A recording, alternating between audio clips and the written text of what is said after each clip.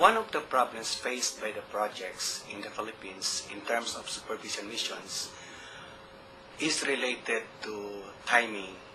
And there's another one also related to continuity. Because most of the supervision missions are done in the third quarter, which does not jive into the planning system of the Philippine government. Because the planning system of the Philippine government is usually done in the second quarter or in June.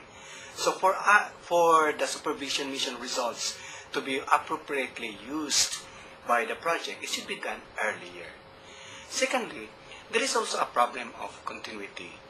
So I'm just thinking on how it can be resolved or it can be solved. And one is a member of the supervision mission in the previous should be also a member of another or in the upcoming mission so that there will be continuity. Secondly, I think we should also involve, if there is a country presence in the country or in the Philippines, the country president should be also involved so that he can follow through the recommendations of the supervision mission.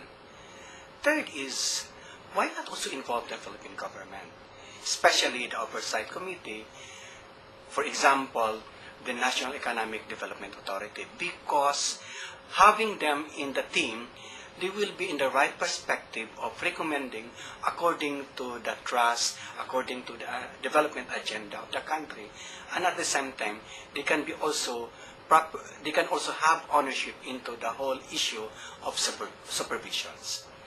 I'm just also thinking, why not also involve the project staff? For example, if there is an expertise in the project, since they are into the whole range of implementing, then they can provide the context, they can even provide the nuances of the culture, and even provide also a proper orientation into concretely providing suggestions and recommendations. And why not also involve the project beneficiaries? For example, farmer organizations, if they have the expertise. If they don't have, why not train them?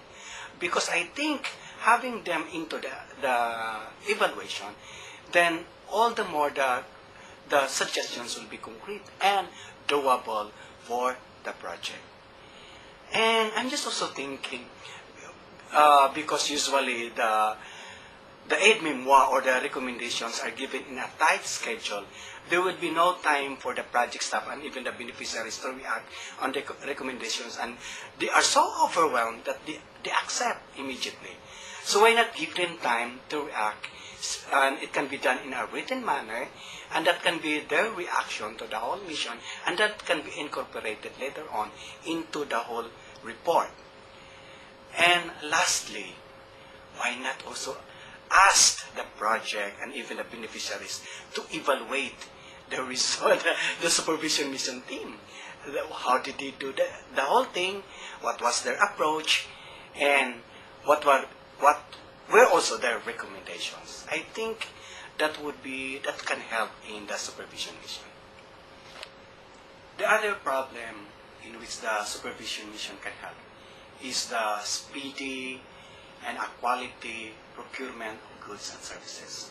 Because sometimes there is a delay in the procurement of goods and services, especially during the start-up period of a project and even during the ongoing implementation of the project. I think the mission should look into what are the existing laws governing procurement in a country. For example, in the Philippines, we have the Government Procurement Reform Act, or RA 9184. And for that matter, maybe the Supervision Mission can look into how good is the technical working group, how knowledgeable are they in helping the Bids and Awards Committee.